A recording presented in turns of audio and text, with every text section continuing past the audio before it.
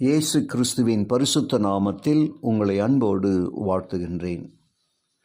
வெளிச்சத்திலே நடப்போம் வாருங்கள் என்ற தொடரின் வழியாக விடுதலை நாயகன் இயேசுவை குறித்து நாம் சத்தியங்களை படித்து கொண்டு வருகின்றோம். இன்றைய நாளிலே தொடர்ந்து அப்போஸ்தலர் 17ஆம் அதிகாரம் 28வது வசனத்திலே நாம் இவ்விதமாய் வாசிக்கின்றோம்.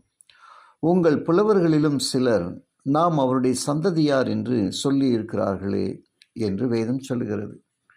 அப்படி என்றால் இயேசு கிறிஸ்துவின் சந்ததியாராக நாம் இருக்கிறோம் என்று அநேக இந்த இந்திய தேசத்தில் கிறிஸ்துவை குறித்து சொல்லியிருப்பதை நாம் காணலாம். விவேகானந்தர் என்ற ஒரு மனிதன் ஞான தீபம் ஞானச்சுடர் என்கிற புத்தகத்தில் பக்கம் 270 7வது வால்யூமில் முக்தி வேண்டுமானால் இயேசுவை அணுகுங்கள், நீங்கள் கற்பனை செய்ய முடிந்த எந்த கடவுளை விடவும் மிக உயர்ந்த நிலையில் இருப்பவர் இயேசு என்று விவேகானந்தர் சொல்லுகிறார். இயேசன் வந்து சிலுவையில் மாண்டான், எழுந்து உயிர்த்தனன், நாள் ஒரு 3 நேச மாமரியா மகதலேனா நேரிலே இந்த செய்தியை கண்டாள் என்று மகாகவி சுப்பிரமணிய பாரதியார் தம்முடைய கவிதையில் தோத்திர பாடல்கள் 76 பாடுகின்றார். எனக்கு தெரிந்த குரு என அழைக்கப்படுவதற்கு தகுதியான ஒரு நபர் இருக்கிறார், அவர்தான் நாசரேத்தை சேர்ந்த இயேசு என்று டாக்டர் எஸ் ராதாகிருஷ்ணன் சொல்லுகிறார்.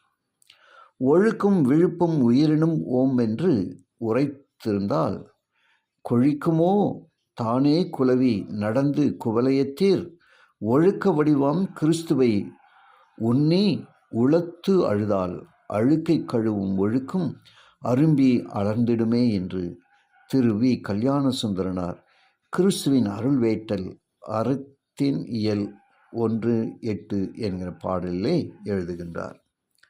மண்ணிட இயேசு மறுபடி வருவார் என்பது சத்தியமே, புண்கள் இருக்கும் வரையில் மருந்து தேவை நித்தியமே, விண்ணர சமயம் உலகம் முழுவதும் இதுதான் தத்துவமே, எண்ணும் எழுத்தும் எல்லாம் அவரே, இயேசுவை நம்புவோமே என்று கவிஞர் கண்ணதாசன் இயேசு காவியம் என்ற புத்தகத்தில் எழுதி வைத்திருக்கிறார். ஒரு பாவமும் அறியாத இந்த மனிதர் மற்றவருக்காக மட்டுமின்றி பகைவரின் நலனுக்காகவும் தன்னையே பலியாக ஒப்பு கொடுத்து இந்த உலகத்திற்கே மீட்கும் பொருளானார். அவர்தான் இயேசு என்று மகாத்மா காந்தி கூறி சென்றிருக்கிறார். திருப்பவனி முடித்தவரும் செத்து சாகாத பேரில் ஒருவருமாய் அருள் பொருந்திய வேதத்திலே அவ்வை அறிந்து சொன்னாலே நானே பெண்ணே என்று ஔவையார் எழுதுவதை நாம் படிக்கின்றோம். ஆக சிலருடைய சாட்சிகளை இங்கே நாம் கேட்டோம். கிறிஸ்து தேவன் என்பதற்கு இவர்கள் எல்லாம் சான்றுகள். ஜெபிப்போமா. கிருபையுள்ள நல்ல பிதாவே, உமக்கு நன்றி சொல்லுகிறோம். உடைய வார்த்தையின் வழியாக நீர் எங்களுக்கு கற்றுக்கொண்ட நற்பாடங்களுக்கு ஸ்தோத்திரம். இது விடுதலை நாயகன் இயேசு தேவன் என்பதை வேதம் எங்களுக்கு எச்சரித்து தந்ததுக்காக உமக்கு நன்றி சொல்கிறோம். ஆசீர்வதித்திரளும். இயேசுவின் வழியாக ஜெபிக்கிறேன் நல்ல பிதாவே, ஆமேன்.